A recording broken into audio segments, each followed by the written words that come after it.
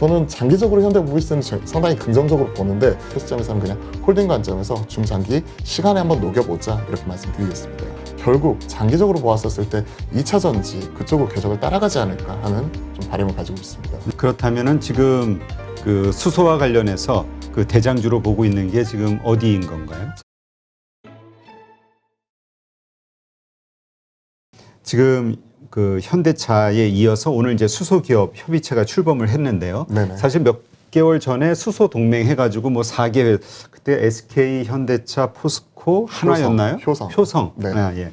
이렇게 4개 기업이 딱 만들면서 이거 뭐지? 그랬는데 이게 좀 점점 커지는 것 같아요. 사이즈가. 그렇죠. 지금은 한 10개 기업까지 뭐 두산그룹이라든지 코오롱그룹이라든지 그리고 하나라든지 다수 기업들이 참여하는 모습이 나타났었고 오늘 수소기업 협의체 자체가 발족을 했죠. 뭐 코리아 뭐 H2 비즈니스 서밋이라는 이름으로 공식 출범을 했는데 이에 따른 뭐 시장 반응 자체가 다소 엇갈리는 모습이 나타났어요. 사실 뭐 어제 같은 경우에는 이와 관련해서 현대차 그룹 내에서 하이드로전 웨이브 관련해서 구체적인 장기 비전 전략에 대해서 발표를 했고 이와 관련된 이제 시장에 대해 기대감이 상당히 있었는데 오히려 시장에서 반응은 셀 온 뉴스에 차익 실현하는 모습이 그러게. 나타났었고 반면 이제 그렇다고 수소 관련된 기업들이 모두 다 빠졌느냐 오히려 효첨소 즉 효성 첨단 소재라든지 아니면 이와 관련되어서 이런 대표적인 기업 내에서도 일부 좀 차별화되는 모습 자체가 좀 나타났단 말이죠. 일젠 하이솔루스나 두산 퓨얼셀은 빠졌는데 효성 첨단 소재 같은 경우에는 오히려 올라오는 모습 자체가 나타나면서 좋은 모습 자체가 포착이 되었다는 부분 그리고 코롱 인더스트리 같은 경우에도 마찬가지로 최근에 많이 주목을 받고 있는 수소 관련 기업인데 이쪽 관련해서는 또 올라오는 모습이 나타나면서 대표적인 기업 내에서도 좀 차별화되는 모습이 나타났다는 게 상당히 좀 특징적인 부분이었던 것 같아요. 네.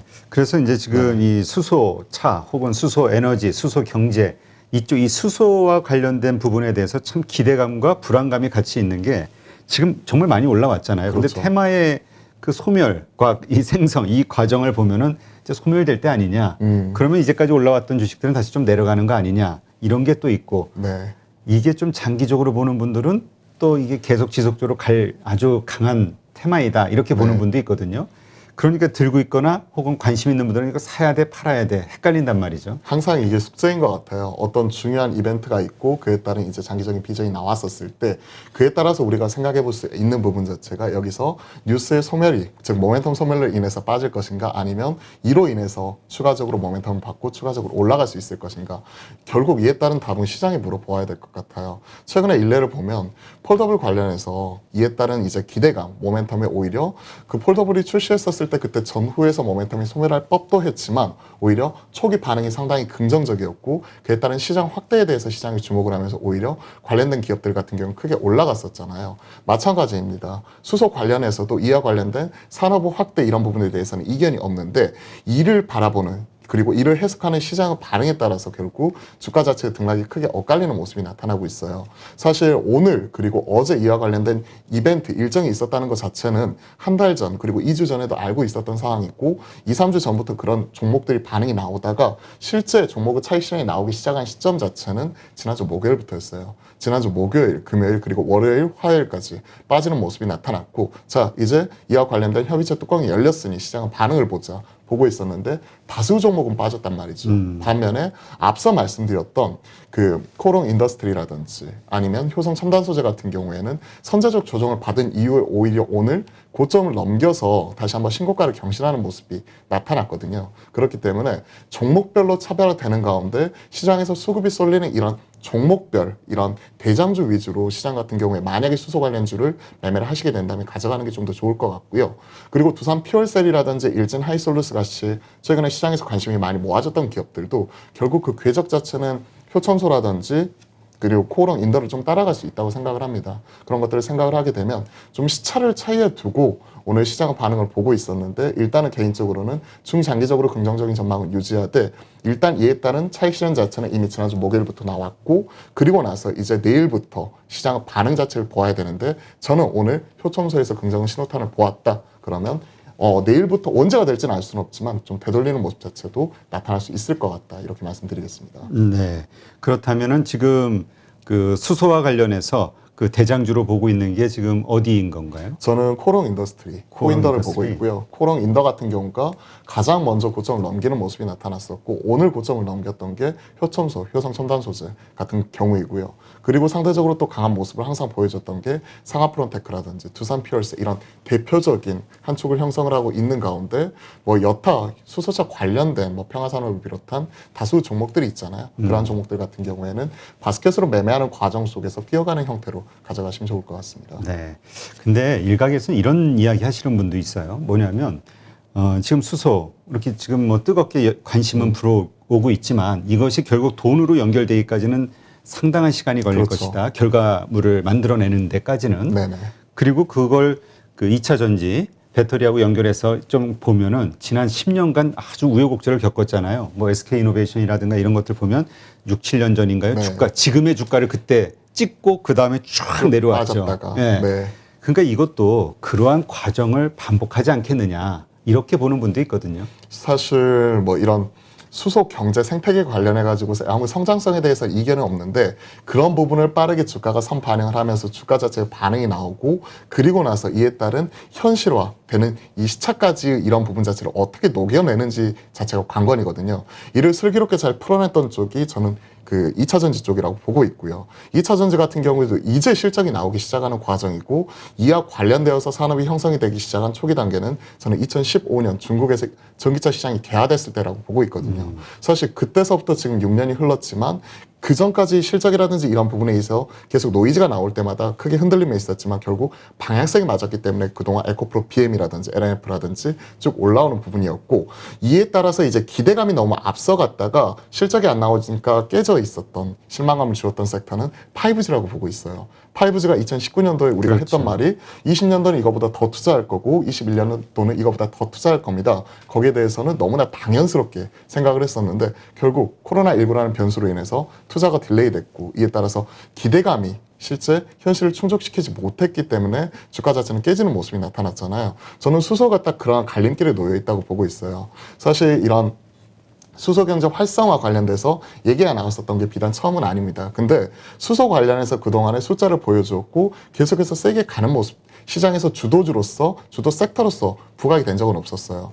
많이 올라가 봤자 한 달, 두 달 이렇게 올라왔다가 테마성으로 올라왔다가 끝이는 소위 말해서 트렌드를 타기보다는 패드로서의 역할 자체만 하고 있었잖아요. 그러한 갈림길에 지금 놓여 있는데 저는 이번이 중요한 변곡이라고 보는 게 그동안에는 우리 정책적으로 국가 정책적으로 이런 부분 자체를 추진하는 모습이었다면 이번에는 수소기업 협의체 이런 부분을 통해서 말 그대로 민간 기업이 참여를 했다는 것이죠. 즉 민간 기업에서 공격적으로 투자를 할 거고 거기에 따른 생태계를 조성을 할 건데 실체가 이제 보이기 시작한다는 측면에서 결국 장기적으로 보았었을 때 2차 전지 그쪽의 궤적을 따라가지 않을까 하는 좀 바람을 가지고 있습니다. 네.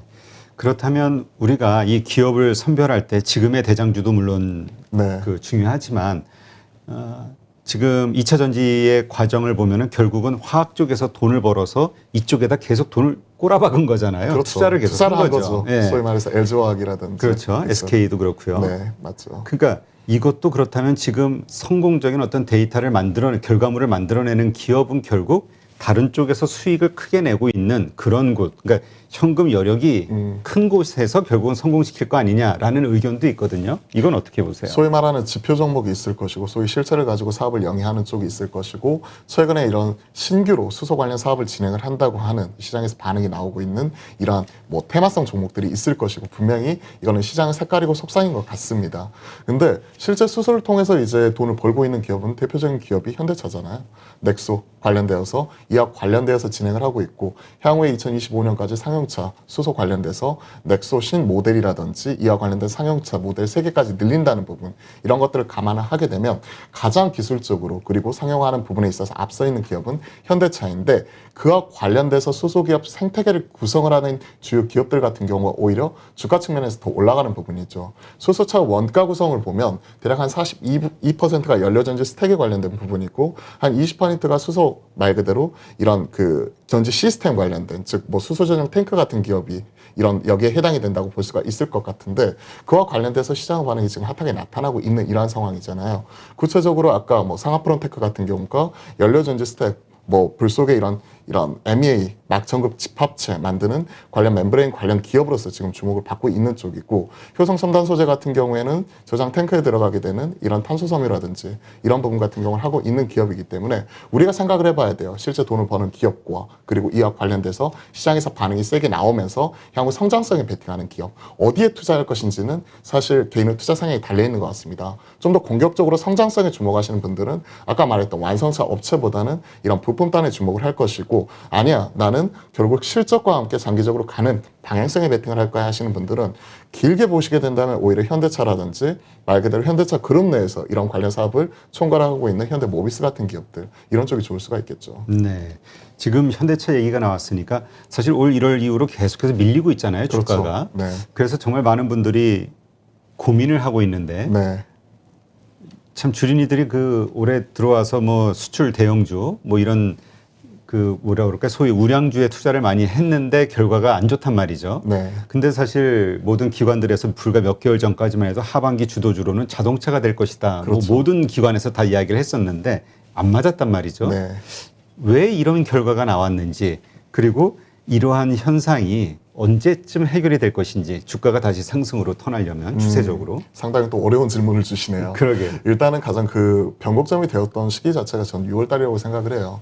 6월달 같은 경우에 연기금이 적극적으로 순매수를 하면서 그때 나왔던 리포트를 쭉 보게 되면 일단 2분기 실적이 좋을 것이라는 데 이견이 없었고, 실제 실적은 현대차 좋게 나왔었잖아요. 1조 8천억 넘게 기록을 하면서. 그리고 6월달, 7월달 전후에서 이제 이런 반도체 관련된 공급 부족 문제가 피크아웃을 찍고 나서 3분기부터 확실히 좋아질 것이다, 이런 부분을 얘기를 하고 있었고, 그리고 이런 그 리오프닝 관련돼서 이제 7월부터는 이런 부분 자체가 풀리면서 소위 말해서 이런 내구재, 그중에서 이런 그 자동차에 관한 이런 수요라든지 이런 부분 자체가 큰 폭으로 늘어날 것이다 하는 부분에 있어서 시장에서는 주목을 하고 있었고, 연기금이 또 담는 모습이 6월 초에 이런 부분이 나타났습니다. 근데 이런 과정이 7월달 들어서 다 깨졌죠. 델타 변이가 큰 폭으로 늘어났었고, 경기 피크아웃에 대한 논쟁이 있었고, 메모리 피크아웃 자체가 오히려 그게 아니라 오히려 더 심화가 되는 모습 자체가 나타나고 있고, 이러한 상황 속에서 저는 현대차는 잘하고 있다고 생각을 해요. 친환경차 비중이라든지 소위 말해서 이제 그 제네시스 브랜드를 비롯한 이런 ASP가 높은 이런 부분을 통해서 사실 잘 대응을 하고는 있는데, 그럼에도 불구하고 전반적인 지금 현재 돌아가는 판 자체가 그동안에 우리가 기대했었던 부분 자체가 실망감으로 다가오면서 오히려 추세적으로 하락하는 모습이 나타나고 있기 때문에 현대차, 기아 이렇게 투자하시는 분들은 실용이 깊어질 수밖에 없는 상황이고요. 그리고 최근에 수출 데이터라든지 이런 부분을 보면 지난달과 그리고 지난달 2개월 연속에서 오히려 글로벌 도매 판매가 하락하는 모습 자체가 나타났거든요. 지금 현대차 같은 경우가 대략 제 기억에는 28만 대, 그리고 기아차가 지난달 22만 대 정도로 오히려 좀 하락하는 모습 자체가 좀 포착이 되었었는데, 이러한 부분을 보았었을 때 최소한 월간 이런 판매 데이터라든지 이런 부분 자체가 돌아서는 모습 자체가 체크가 되어야 이런 주가가 의미 있는 반등이라든지 되돌림이 나오지 않을까 생각을 하고 있기 때문에 그 시점 자체를 특정 지을 수는 없지만 이러한 모습 자체를 바라보면서 기존에 보유하고 계시는 입장에서는 지금 좀 팔기는 좀 많이 늦은 것 같고요. 현 시점에서는 그냥 홀딩 관점에서 중장기 시간에 한번 녹여보자, 이렇게 말씀드리겠습니다. 신규 매수 관점으로는 지금은 별로 좀 아닌 것 재미없나요? 같아요. 저 같은 경우에는 몸은 무거운데 엉덩이는 상당히 좀 가볍거든요. 그런 관점에서 보았었을 때 추세적으로 우하향하는 기업 같은 경우가 제 소위 말해서 매수 리스트에 오를 일은 많이 없을 것 같습니다. 지금 현 시점에서요. 그렇다면 현대모비스에 대해서는 어떻게 보세요? 지금 말씀하셨듯이 지금 뭐 1조 이상 돈을 들여서 연료전지, 그 수소 연료 그 공장도 뭐 네. 이제 세운다, 전지 뭐 이런 뉴스도 나오고 수소에 아마 중심이 될 것 같기는 한데, 이전까지 우리가 가지고 있었던 모멘텀은 지주사 이슈였잖아요. 그렇죠. 근데 어쨌건 계속 밀리면서 정말 못난이 취급을 당했었는데, 요즘은 그래도 수소 때문인지 조금 바닥에서 버티는 모습 보여주면서 좀 네. 기대감을 좀 갖기도 하거든요. 이게 바닥에서 버티는 것인지 소위 말해서 많이 떨어졌잖아요. 떨어진 상황에서 이게 바닥인지 아니면 지하실 천장인지 거기에 대해서는 사실 고민이 많이 필요할 수밖에 없는 이런 상황인 것 같아요. 개인적으로 많이 기대했었던 부분 자체가 말 그대로 올해 현대차가 작년 10월경이었나요? 말 그대로 eGMP, 그러니까 폭스바겐의 이런 MEB 플랫폼에 이어서 친환경차 플랫폼 기업으로서 전환 자체를 선언한 상당히 의미 있는 한 해라고 생각을 하고 있었고, 그리고 올 1월부터는 작년 말부터 이런 뭐 애플카에 대한 기대감이라든지 친환경차 전환 플랫폼에 대한 기대감 자체가 상당히 많았기 때문에 올해 1월달, 2월달 같은 경우에 시장 주도주가 자동차였었거든요. 그렇죠. 그때 이제 현대 위아를 비롯해서 현대 모비스 같은 기업들이 많이 주목을 받았었고, 그때 이후에 사실 제가 아직까지 기억나는데 한 2월 9일이었나요? 애플카에 대한 이런 기대감이 실망감으로 깨진 이후부터 맥을 못 쓰고 있는 모습이 지금 현재 대략 한 6개월 이상 이어지는 모습인데, 그러한 상황 속에서 현대 모비스 같은 경우도 사실 고민이 깊어질 수밖에 없을 것 같습니다. 근데 앞서 뭐 수소라든지 이런 부분에 대규모 투자라든지 이런 부분이 나오는 부분이잖아요. 그러한 부분은 비용 따는 문제예요. 그리고 현대차 그룹 내에서 이런 신사업이라든지 신성장에 대한 말 그대로 이런 커맨드 타워 역할을 하는 부분 자체는 현대 모비스거든요. 그럼 비용단의 부담 자체가 발생을 할 수밖에 없는 상황인데, 이러한 부분을 장기적으로 어떤 식으로 풀어나가게 될 것인지 중요한 또 변곡에 놓여 있다고 볼 수밖에 없을 것 같아요.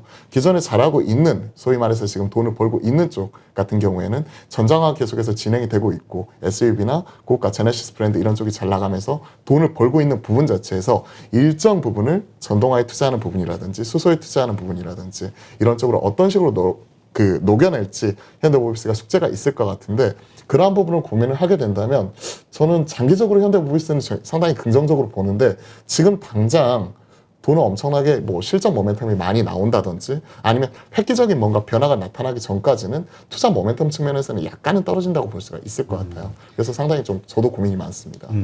그 지주사 이슈에 대해서는 어떻게 생각하세요? 왜냐하면 현대 엘리베이터가 아니죠. 현대 엔지니어링. 네네. 그 상장 이슈. 상장 이슈가 있잖아요. 그러면 네, 이제 그렇죠. 그 돈 가지고 뭐 사주지 않겠냐. 네. 정의선 회장이 네. 이런 시장에 기대감이 있는데 그래서 연말까지는 버텨보자 이런 분들도 있거든요. 현대 엔지니어링 보니까 이제 한 10% 넘는 지분을 정의선 회장이 가지고 있고, 정의선 회장의 지분 구조를 이렇게 쭉 보았더니 현대 엔지니어링 같은 경우가 정의선 회장이 한 두 번째로 많이 가지고 있더라고요. 그러니까 가지고 있는 보유 지분 중에서. 그래서 이를 또 통해서 이제 상장 재원이라든지 이런 부분으로 또 활용을 하는 부분이라든지 지배구조 개편 이슈는 항상 있어 왔었잖아요. 근데 시장에서 지금 현 시점에 그 부분을 주목을 하고 있지는 않은 것 같아요. 오히려 그 부분보다는 최근에 계속해서 LG와 뭐 배터리 리콜 사태라든지 이런 부분도 계속 지금 언론화가 크게 되고 있지는 않지만 코나 EV나 아이오닉이라든지 이런 부분도 지금 발생을 하고 있는 부분이 있잖아요.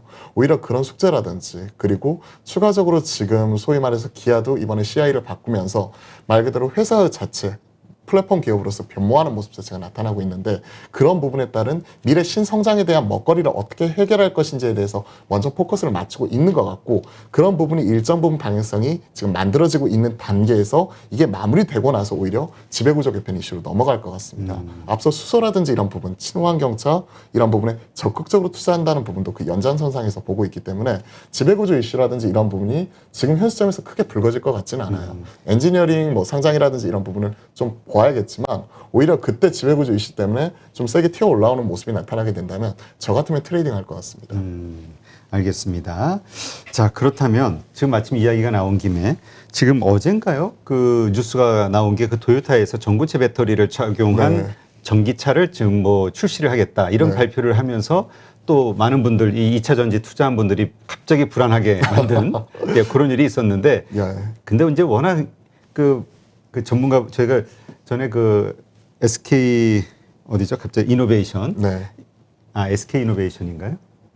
삼성 SDI. 삼성 삼성 SDI 전 대표님도 한번 모시고 이제 인터뷰를 네. 해봤었는데 그런 얘기 하시더라고요. 다 나름대로 전고체에 대해서 다 준비하고 있고 또 네. 그게 그렇게 쉽게 되지 상용화하기는 않다. 쉽지 않다. 네, 그렇죠. 근데 지금 상황이 어떤 겁니까? 지금 뭐 어제 얘기 보니까는 대략 한 16조 원 정도 투자한다고 했었나요? 토요타 그 보수적인 일본 기업이 대규모 투자라든지 이런 부분에 나서는 부분이고, 사실 이와 관련된 기대감 자체는 항상 있어 왔어요. 결국 리튬이온 배터리가 좀 풀어야 될 숙제 자체가 폭발에 대한 위험성이잖아요. 그렇죠. 그 부분 때문에 좀 더 안정성이 높은 LFP 뭐 이런 쪽으로 뭐 인산철 쪽으로 일부 넘어가는 모습이 중국 기업들을 통해서는 좀 나타나기도 했었고, 근데 이제 결국 이러한 부분 같아요. 장기적으로 넘어가는 부분 자체는 맞는데 그 상용화 시점 자체를 빨라야 2024년, 25년 이후를 보고 있는 이러한 상황 속에서 그에 따른 뭐 기대감만을 가지고 지금 현 시점에서 뭐 도요타 주가를 설명한다든지 아니면 국내 기업 같은 경우에도 전고체 관련된 배터리 관련된 기업들을 찾는 모습이 나타난다든지